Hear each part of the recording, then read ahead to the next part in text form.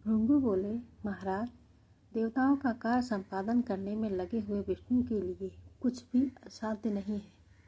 वे कोई भी कठोर कार्य उच्च निमित्त कर सकते हैं। निश्चित वे भगवान विष्णु ही अदिति के गर्भ से वामन रूप में जन्म लेकर छल पूर्वक आपसे भूमि की याचना कर रहे हैं। इसलिए राजन, यदि एक त्रिलोकी का साम्राज्य आपको अपने पास रखना है तो आप इन्हें कोई भूमि दान ना करें। बलि बोले, गुरु, दूंगा। ऐसा कहकर अब भला इन्हें दान कैसे न दूं? और यदि ये छल पूर्वक दान लेने आए हैं तो इन्हें भूमि कैसे दूं? श्री महादेव जी बोले, राजा की यह बात सुनकर दानवों से पूछित शुक्राचार्य ने भूमि दान के लिए उद्धत बलि को पुनः रोका।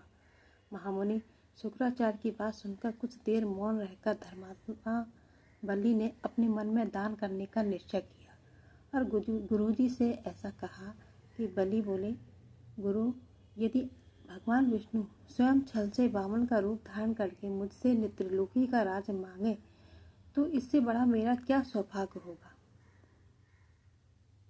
जिसकी प्रसन्नता के उद्देश्य से मनुष्य जो भी दान करता है उसका उसे अन्यत्र फल प्राप्त होता है। ब्राह्मण रूप में पधारे उन्हीं वामन रूप विष्णु को यदि मैं त्रिलोकी का दान कर दूं तो यह मेरा परम सौभाग्य होगा। गुरु, जो मूढ़मती है वे ही भगवान विष्णु की प्रीति के लिए ही कर्म नहीं करते। जो उनकी प्रीति हेतु कर्म करते हैं उनकी कभी अधोगति नहीं होती।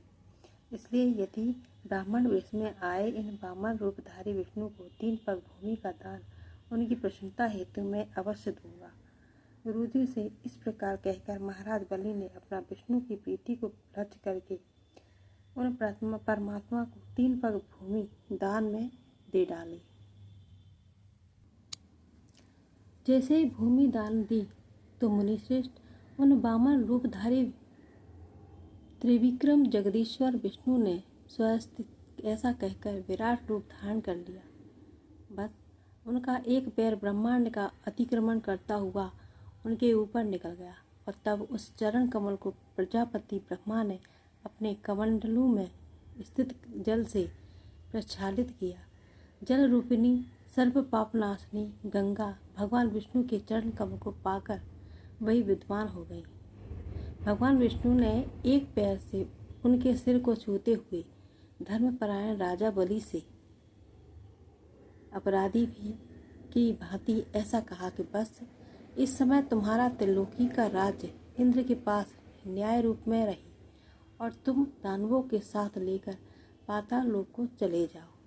8वें मनु के काल मनवंतर में तुम्हें भी इंद्र पद मिलेगा। तब तुम त्रिलोकी का राज्य पुनः प्राप्त कर लोगे, इसमें कोई संशय नहीं है।